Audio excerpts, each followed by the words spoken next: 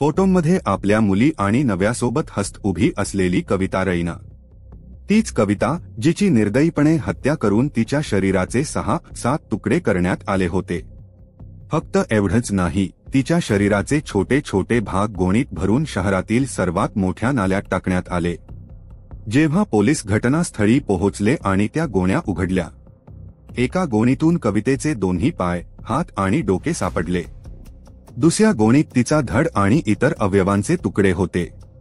शरीरावर कुठेही कपड्यांचे चिन्ह नव्हते, दागिनेही नव्हते। तिचा चेहरा पाहून वाटत होतं जणू ओळख पटू नये म्हणून तो क्रूरपणे चिरण्यात आला आहे। पण तिच्या हातावर एक टॅटू होता आणि तोच टॅटू या भयानक कहाणीची पहिली कडी ठरला। कविता रैना हत्याकांड उकलण्यासाठी इंदूर पोलीस दलातील प्रत्येक अधिकारी तैनात करण्यात आला। ही देशातील सर्वोत्कृष्ट तपासांपैकी एक म्हणण्यात आली। पण जसजसं प्रकरण न्यायालयात गेलं, सगळं उलटलं। पोलिसांवरच प्रश्नचिन्ह उभी राहिली। ज्यांच्या तपासाचं कधी कौतुक होतं, त्याच तपासावर लोकांनी थू-थू केली। कल्पना करा, ज्याला पोलिसांनी खुलेआम पत्रकार परिषदेत हा गुन्हेगार आहे म्हणून उभं केलं, तोच माणूस सर्वांसमोर मुखवटा काढून म्हणतो, जनाब, पोलीस खोटं बोलतायत, त्यांनी मला फसवलं आहे। पत्रकार समोर बसलेले, अधिकारी मागे उभे आणि तो आरोपी मधोमध घोषणा करत होता की त्याला अन्यायाने फसवलं गेलं आहे। केस सुरू राहिला, कार्यवाही पुढे चालूच राहिली आणि जेव्हा प्रकरण न्यायाधीशांसमोर आलं, त्यांनी असा निकाल दिला की संपूर्ण पोलीस तपासच संशयास्पद ठरला। इंदूरमधील प्रत्येक पोलीस ठाण्याला आदेश देण्यात आला होता, बाकी सगळं काम थांबवा, फक्त कविता रैना प्रकरण सोडवा। 5 लाख कॉल रेकॉर्ड्स तपासले गेले, शेकडो फुटेज झाडून पाहिले गेले, पण काहीही ठोस सापडलं नाही। मग प्रश्न उभा राहिला, खरा खुनी कोण होता? आणि पोलिसांनी ज्याला पकडलं, त्याने सगळ्यांसमोर का म्हटलं की पोलीस मला खोट फसवत आहे? कल्पना करा, पत्रकार परिषद चालू आहे। मास्क घातलेला आरोपी अचानक म्हणतो, मी खुनी नाही, पोलिसांनी मला जबरदस्ती फसवलं आहे। या कहाणीमागचं खरं सत्य काय आहे? चला सविस्तर जाणून घेऊया। या केसची सुरुवात समजून घेण्याआधी एक गोष्ट लक्षात ठेवा, या तपासाला इंदूर पोलिसांचा सर्वात उत्कृष्ट तपास म्हटलं गेलं होतं। 5 लाख कॉल रेकॉर्ड्स, हजारो फुटेज, प्रत्येक तपशील पॉवरपॉइंट प्रेझेंटेशनमधून सादर केला गेला। कोणत्या ठिकाणी कॅमेरे आहेत, महिला कुठे गायब झाली, सर्व काही दाखवलं गेलं। पण शेवटी जेव्हा आरोपी पकडला गेला आणि प्रकरण कोर्टात पोहोचलं, त्याच पोलिसांना न्यायाधीशांनी सुनावलं। आज तो आरोपी मोकळा फिरतो आहे। कवितेचा खुनी कोण होता हे पोलिसांनाही ठाऊक नाही। कल्पना करा त्या कुटुंबाची, ज्यांनी घरातील स्त्रीला गमावलं, एक नव्याने पत्नी गमावली, मुलांनी आई गमावली। कविता वाचनात हुशार, सुसंस्कृत आणि घर सांभाळणारी स्त्री होती। दररोज आपल्या लहान मुलीला शाळेच्या बसस्टॉपवर घेण्यासाठी जायची। 24 ऑगस्ट 2015 सोमवारचा दिवस, सुमारे 1 वाजता कविताने स्कूटी काढली आणि मुलीच्या बसस्टॉपकडे निघाली। दररोजप्रमाणे ती तिथे उभी राहिली असती, मुलीला घेतली असती आणि परत आली असती। पण त्या दिवशी कथा वळण घेतली। कवितेने आपला मोबाईल फोन घरीच विसरला होता। बराच वेळ गेला पण मुलगी घरी पोहोचली नाही। बस थांबली, मुलगी खाली उतरली, पण आई कुठेच दिसली नाही। जवळ उभी असलेली एक शेजारीण, जी स्वतःच्या मुलाला घेण्यासाठी आली होती, तिने पाहिलं, कवितेची मुलगी यशस्वी एकटीच उभी आहे। ती विचारते, अरे यशस्वी, आज तुझी आई नाही आली का? बाळ म्हणतं निरागसपणे, कदाचित त्यांना उशीर झाला असेल। शेजारीण म्हणते, काही हरकत नाही, मी तुला घरी सोडते। ती यशस्वीला घरी आणते। घरी आजी होती। यशस्वी सांगते, आई आज बसस्टॉपवर आली नाही। घरात चिंता वाढली। कविता कधीच असं उशीर करत नसे। तिचा नवरा संजय, जो ऑफिसमधून दुपारी नेहमी घरी येत असे, तोही परत आला। त्याने विचारलं, मुलगी आली, पण कविता कुठे आहे? सगळं घर शोधलं गेलं, प्रत्येक खोली, प्रत्येक कोपरा। फोन केला, मित्रमैत्रिणींना विचारलं, नातेवाईकांना विचारलं, पण काहीच ठावठिकाणा नव्हता. सायंकाळपर्यंत काहीच पत्ता लागला नाही. त्यांनी पोलीस स्टेशनमध्ये जाऊन नोंद केली, माझी पत्नी हरवली आहे. पोलिसांनी तातडीने चौकशी सुरू केली. 24 ऑगस्टची रात्र गेली, 25ची सकाळ उजाडली, पण मुलं अजूनही आईशिवाय होती. अचानक देवासमधून बातमी आली, एका महिलेचा अर्धवट जळालेला मृतदेह सापडला आहे. संजयला ओळख पटवण्यासाठी बोलावलं गेलं. त्याने पाहिलं, हातावर टॅटू आहे. तो म्हणाला, मला वाटतं ही कविता आहे. पण मनात शंका होती. त्याने पुन्हा शव पाहण्याची विनंती केली. दुसऱ्यांदा पाहिल्यावर म्हणाला, हा टॅटू माझ्या पत्नीचा नाही. त्याला वाटलं, कविता अजून जिवंत आहे किंवा कदाचित कोणीतरी तिला अपहरण केलं आहे. 25 ऑगस्टला सर्वत्र पोस्टर्स लावले गेले. जाहिरात दिली, जो कोणी कवितेचा पत्ता सांगेल त्याला 25,000 रुपये बक्षीस. शहरभर शोधमोहीम चालू झाली. पोलीस, नातेवाईक सगळे धडपडू लागले. पण 24, 25 दोन्ही रात्री गेल्या. घरातील मुख्य स्त्री गायब होती. 26 ऑगस्ट सकाळी 11 वाजता पोलिसांना फोन आला, सर, इमली चौकाजवळ 2 गोण्या तरंगत आहेत. दृश्य भयानक आहे. पोलीस, पत्रकार, लोक सगळे तिथं जमले. जसेच पोलिसांनी गोण्या उघडल्या, तीव्र दुर्गंधी पसरली. नाल्याचा भाग आधीच घाणेरडा, वरून हे भयानक दृश्य. गोण्या उघडल्या आणि पोलीस हादरले. जिचा शोध घेत होते ती गायब महिला कविता रैना मृत अवस्थेत होती. तीही तुकड्यांमध्ये. शरीराचे सर्व भाग वेगवेगळे करून गोणीत भरलेले होते. त्यांना मृतालयात नेण्यात आलं. संजयला पुन्हा बोलावलं गेलं. एक महिलेचा मृतदेह सापडला आहे, ओळख पटवा. त्याने पाहिलं आणि फुकून रडला. चेहरा ओळखू येत नव्हता, पण टॅटू आणि कपड्यांच्या आधारे खात्री पटली. शरीरावरचे कपडे व दागिने गायब होते. पोलिसांना वाटलं, कदाचित गैती किंवा बलात्काराचा प्रकार असावा. शहरातील 300हून अधिक फुटेज तपासले गेले. 5 लाख कॉल रेकॉर्ड्स पाहिले गेले. पण काहीच सापडलं नाही. कोण होता तो राक्षस ज्याने एका पत्नी, एका आईला एवढ्या निर्दयतेने ठार मारलं? आता खरी चौकशी सुरू झाली. इंदूर पोलिसांसाठी ही केस सगळ्यात मोठं आव्हान बनली होती. एका प्रतिष्ठित कुटुंबातील स्त्री अचानक गायब आणि नंतर तुकड्यांमध्ये सापडलेलं तिचे शरीर. तपास सुरू झाला. कवितेचा मोबाईल घरी होता, त्यामुळे कॉल रेकॉर्ड्समधून काहीच शोध लागला नाही. पण तिच्या नव्या संजयचा फोन तपासताना एक नंबर वारंवार दिसत होता, महेश बैरागी. महेश हा संजयचा ओळखीचा होता आणि कधी कधी घरात ये जा करत असे. त्याचं वर्तन थोडं संशयास्पद वाटू लागलं. पोलिसांनी महेशला चौकशीसाठी बोलावलं.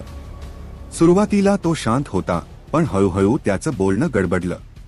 एका अधिकाऱ्याने त्याला विचारलं, महेश, तू कवितेला शेवटचं कधी पाहिलंस? तो म्हणाला, मी तर तिला फार ओळखतच नाही, फक्त एकदा पाहिलं होतं. पोलिसांना लगेच समजलं, तो काहीतरी लपवत आहे. महेशवर कडक चौकशी झाली. तासनतास प्रश्न विचारले गेले आणि अखेर महेश बैरागी तुटला. त्याने कबूल केलं, हो, मीच कवितेला मारलं. हे ऐकताच पोलीस थबकले. त्यांनी विचारलं, का? महेश सांगू लागला, मी तिच्या नव्याशी ओळखीच्या निमित्ताने तिच्याशी बोलायला लागलो. ती सुंदर होती, बोलण्यात गोडवा होता. हळूहळू मला तिच्याबद्दल आकर्षण वाटू लागलं. एकदा मी तिला भेटायला बोलावलं, पण तिने नकार दिला. मला अपमान वाटला. रागाच्या भरात मी ठरवलं की तिला संपवायचं. महेशच्या कबुलीजबाबानंतर पोलिसांनी घटनास्थळ दाखवायला सांगितलं. त्याने दाखवलं. मी तिला माझ्या घरी बोलावलं, तिथे गळा दाबून ठार मारलं. मग शरीराचे तुकडे करून 2 गोण्या भरल्या आणि नाल्यात टाकल्या. पोलिसांनी त्या जागी तपास केला आणि खरंच तिथे रक्ताचे ठसे सापडले. गोण्या जिथून मिळाल्या होत्या तिथे त्याचे बोटांचे ठसेही जुळले. असं वाटलं, केस सुटला. पोलिसांनी प्रेस कॉन्फरन्स घेतली. मीडियासमोर आरोपी महेश बैरागीला उभं केलं. त्याच्या चेहऱ्यावर काळा मास्क होता. पोलीस अधिकारी अभिमानाने म्हणाले, इंदूर पोलिसांनी 72 तासात केस सोडवला. हा आहे खरा खुनी. सगळ्यांनी टाळ्या वाजवल्या, पत्रकारांनी फ्लॅश मारले. पण जसं ते पुढे बोलू लागले, मंचावर उभा असलेला आरोपी हळूहळू पुढे सरकला. त्याने मास्क काढला आणि मोठ्याने म्हणाला, मी खुनी नाही. पोलिसांनी मला फसवलं आहे. संपूर्ण हॉल शांत झाला. पत्रकार, अधिकारी, कॅमेरे सगळे थिजले. तो पुढे म्हणाला, माझ्याकडून जबरदस्ती कबुलीजबाब घेतला गेला आहे. मला मारहाण केली गेली. मी निर्दोष आहे. हे ऐकताच अधिकारी त्याला मागे खेचले, पण तो ओरतच राहिला. पोलीस खोट बोलतायत. मी निर्दोष आहे. हा प्रसंग थेट टीव्हीवर दाखवला गेला. लोकांचा विश्वास डळमळला. कवितेच्या कुटुंबालाही संशय आला. हा माणूस खरंच खुनी आहे का? तरीही पोलिसांनी त्याच्यावर चार्जशीट दाखल केली. केस न्यायालयात गेली. तपासाचे सर्व पुरावे सादर झाले. रक्ताचे ठसे, बोटांचे ठसे, कबुलीजबाब सगळं कोर्टात मांडण्यात आलं. पण न्यायालयाने विचारलं, कबुलीजबाब घेताना पंचनामा कुठे आहे? स्वतंत्र साक्षीदार होते का? अरे, शरीराच्या तुकड्यांवरून डीएनए जुळवला का? उत्तर आलं, नाही. न्यायाधीशांनी थेट म्हटलं, पुरावे अपुरे आहेत. तपासात अनेक त्रुटी आहेत. आणि शेवटी महेश बैरागी निर्दोष मुक्त झाला. पोलिसांवर ताशेरे ओढले गेले. माध्यमांनीही विचारलं, खरा खुनी अजून सापडला नाही का? इंदूर पोलिसांनी तो केस बंद केला. पण कवितेच्या कुटुंबासाठी तो जखम कायमची उघडी राहिली. महेश बैरागीला निर्दोष सोडल्यानंतर इंदूर पोलिसांवर प्रश्नांचा भडीमार झाला. लोकांनी रस्त्यावर चर्चा सुरू केल्या. जर महेश खुनी नाही, तर मग कविता रैनाला कोणी ठार केलं? माध्यमांनी बातम्या केल्या. 72 तासात केस सोडवणाऱ्या पोलिसांनी चुका केल्या का? कविता रैना हत्या की पोलीस नाटक? न्यायालयीन निकालानंतर कवितेचं कुटुंब हादरलं होतं. संजय रैना, जो या प्रकरणात पीडित होता, तोही माध्यमांसमोर आला आणि म्हणाला, आम्हाला न्याय हवा आहे. आमची कविता कोणी मारली हे आम्हाला माहीत हवं. पण केस बंद झाला होता. महेश मोकळा फिरत होता. आणि कवितेच्या खुनामागचं खरं कारण अजूनही अंधारात होतं. संजयच्या मनात आता अनेक शंका उभ्या राहू लागल्या. त्याने स्वतःच चौकशी सुरू केली. तो आपल्या पत्नीच्या जुन्या मैत्रिणींशी, नातेवाईकांशी बोलू लागला. कविता गेल्या काही दिवसांत कुणाला भेटली होती का? कुणाशी वाद झाला होता का? एका मैत्रिणीने सांगितलं, कविता काही दिवसांपासून थोडी घाबरलेली वाटत होती. ती म्हणायची की कोणीतरी तिचा पाठलाग करतंय. हे ऐकून संजय थिजला. त्याने पोलिसांकडे पुन्हा धाव घेतली. कृपया पुन्हा तपास करा, कोणीतरी तिचा पाठलाग करत होतं. पण पोलीस म्हणाले, केस बंद झाला आहे. आमच्याकडे नवीन पुरावे नाही. संजय असहाय झाला. त्याने कोर्टात पुनर्तपासाची विनंती केली. न्यायालयाने सीबीआय चौकशीची मागणी फेटाळली, पण पोलिसांना सूचित केलं, जर नवीन पुरावे मिळाले तर तपास पुन्हा सुरू केला जाऊ शकतो. दरम्यान महेश बैरागीने आपलं आयुष्य बदलण्याचा प्रयत्न केला. त्याने माध्यमांसमोर मुलाखत दिली. माझं आयुष्य उद्ध्वस्त झालं. मी काहीही केलं नव्हतं. पण पोलिसांनी मला 3 दिवस सलग मारलं आणि खोट कबूल करायला भाग पाडलं. लोकांमध्ये सहानुभूती निर्माण झाली. काहींनी म्हटलं तो निर्दोष आहे, तर काही अजूनही म्हणत राहिले तोच खुनी आहे, फक्त पुरावे नाहीत. पण जसं काळ गेला, या प्रकरणाने एक नवीन रूप धारण केलं.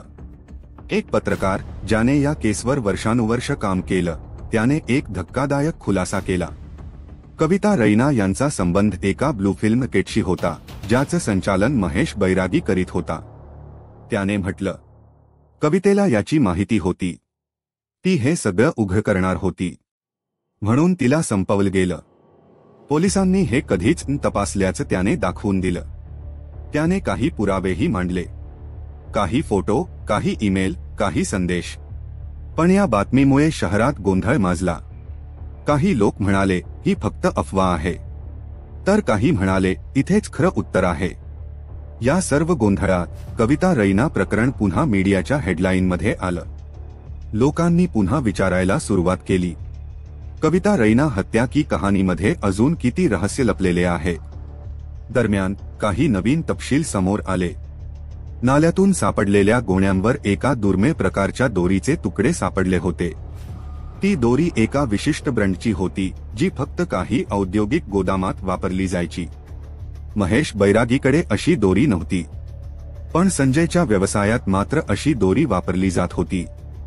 ही गोष्ट तपासात आली नव्हती. पण आता प्रश्न उभा राहिला, कवितेच्या मृत्यूपाठी खरं कोण होतं? कोणी दुसरं व्यक्ती की घरातलाच कोणी? महेश बैरागी मुक्त झाल्यानंतरही शहरात एक भीती पसरलेली होती. कविता रैना हत्येचं खरं कारण आणि तिच्या मृत्यूमागचा खरा चेहरा अजूनही कुणालाच कळलेला नव्हता. माध्यम आता दोन भागात विभागली होती. एक गट म्हणत होता, महेश निर्दोष आहे, पोलिसांनी त्याला फसवलं.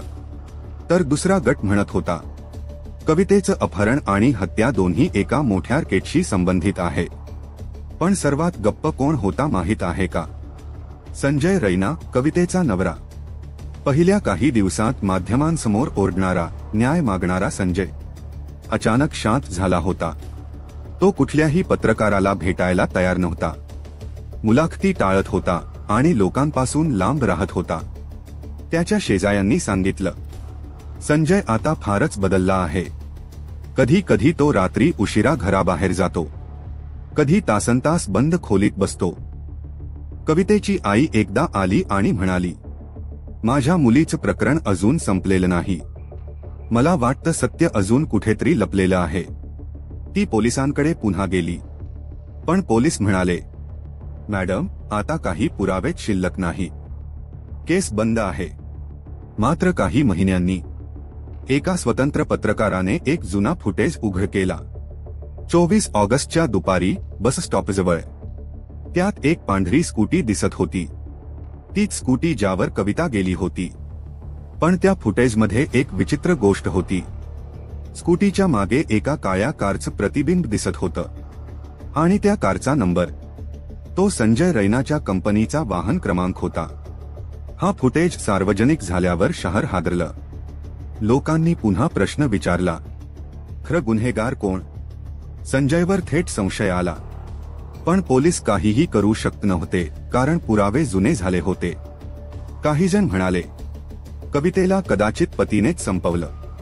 तर काही म्हणाले, कविता कोणत्या रॅकेटचं गुपित उघड करणार होती, त्यामुळे तिचा जीव गेला. आणि दोन्ही बाजू सत्यासारख्याच वाटत होत्या. संजय रैनाने मात्र या सर्वानंतर इंदूर सोडलं. तो मुलीसह दुसऱ्या शहरात गेला. त्याने कोणतीही सार्वजनिक प्रतिक्रिया दिली नाही. त्याचं सोशल मीडियावरचं अस्तित्व संपलं. महेश बैरागीही शहर सोडून गेला. त्याचंही पुढे काय झालं कुणालाच ठाऊक नाही. आणि कविता रैना प्रकरण आजही इंदूर पोलिसांच्या अनसॉल्व्ड केस यादीत आहे. फाईलवर मोठ्या अक्षरात लिहिलं आहे, case closed, accused acquitted, real culprit unknown. प्रत्येक वर्षी तिच्या मृत्यूच्या दिवशी शहरातील काही लोक तिच्या नावाचं एक छोटं दीप लावतात. म्हणतात, कवितेला न्याय मिळाला नाही, पण तिचं सत्य एक दिवस उघड होईल. कदाचित ते सत्य आज कुणाच्या मनात दडलेलं आहे, कदाचित कुठल्या फाईलमध्ये, किंवा कदाचित त्या नाल्यात जिथून सगळं सुरू झालं होतं.